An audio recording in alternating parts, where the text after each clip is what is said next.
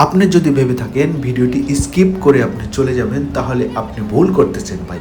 এই ভিডিও যতই সামনে আগাবে ততই ভালো কিছু দেখতে পারবেন। তো চলুন। আসসালামু আলাইকুম, আমি নাহিদ ইসলাম মালয়েশিয়া থেকে। তো আজকের ব্লগ কিন্তু কঠিন একটা ব্লগ হতে যাচ্ছে, অবশ্যই কেউ মিস করবেন না। Let's go everyone. এটা হচ্ছে মালয়েশিয়ার সুলতান সামাদ বিল্ডিং। তো মালয়েশিয়ার মধ্যে যতগুলো পর্যটন কেন্দ্র আছে তার মধ্যে এটা অন্যতম। তো এখান থেকে মালয়েশিয়ার স্বাধীনতার ঘোষণা করা হয়েছিল। তো বর্তমান বিল্ডিংটা মিউজিয়াম হিসেবে পরিচিত। তো সামনে আপনাদেরকে কিন্তু মিউজিয়ামের ভিতরে আমি নিয়ে যাব ইনশাল্লাহ। ভিডিওটা স্কিপ করবেন না, আর অবশ্যই সাবস্ক্রাইব করতে ভুলবেন না এরকম সুন্দর সুন্দর ভিডিও পেতে।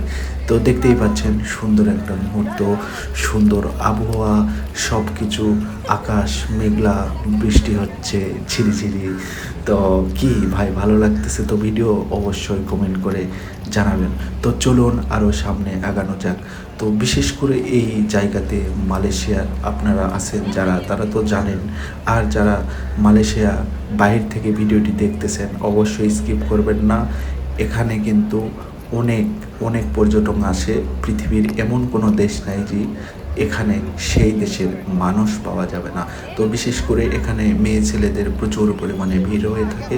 দেখতেই পাচ্ছেন সব দেশের মেয়ে ছেলেরা কিন্তু এখানে ভিডিও শ্যুট করে এবং ভিডিও বানায়, এবং ভিতরে মিউজিয়াম আছে। তো দেখতে পাচ্ছেন আমি কিন্তু মিউজিয়ামের ভিতরে চলে এসেছি। তো বাইরে বৃষ্টি হচ্ছে, ওই জন্য ভিতরে ঘুরতেছি, প্রচুর ভিড়। তো যাই হোক, এটা একটা মালয়েশিয়ার পর্যটন কেন্দ্র। এটা হচ্ছে মালয়েশিয়ার কুয়ালালামপুরে অবস্থিত চায়না টাউন নামে। তো এখানে প্রচুর পরিমাণে, এখানেও পর্যটন কেন্দ্র, এখানেও প্রচুর মানুষজন, সব ফরেনার। তো এখানে কিন্তু অনেক জিনিস সস্তা দামে পাওয়া যায় এবং প্রচুর পরিমাণে ভিড় হয় ভাই, দেখতে পাচ্ছেন। তো ভিডিওটা স্কিপ করবেন না, আবারও বলতেছি স্কিপ করবেন না, একটু সাবস্ক্রাইব করে যাবেন। তো এইরকম সুন্দর সুন্দর ভিডিও পেতে দেখেন কত সুন্দর সুন্দর মেয়েরা।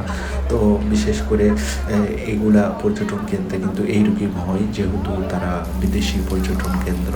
তো আবারও ফিরে চলে আসলাম সেই মালয়েশিয়ার বিখ্যাত কুয়ালালামপুরে অবস্থিত সুলতান সামাদ বিল্ডিং, অর্থাৎ সুলতানের বাসভবন বা রাজপ্রাসাদ, যেটাই বলেন বলতে পারেন কিন্তু।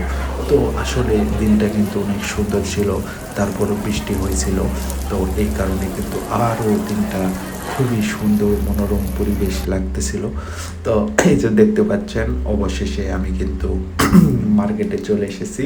তো মার্কেটে এসে একটু কেনাকাটা করলাম। তো ভিডিওটি ভালো লাগলে লাইক কমেন্ট শেয়ার এবং সাবস্ক্রাইব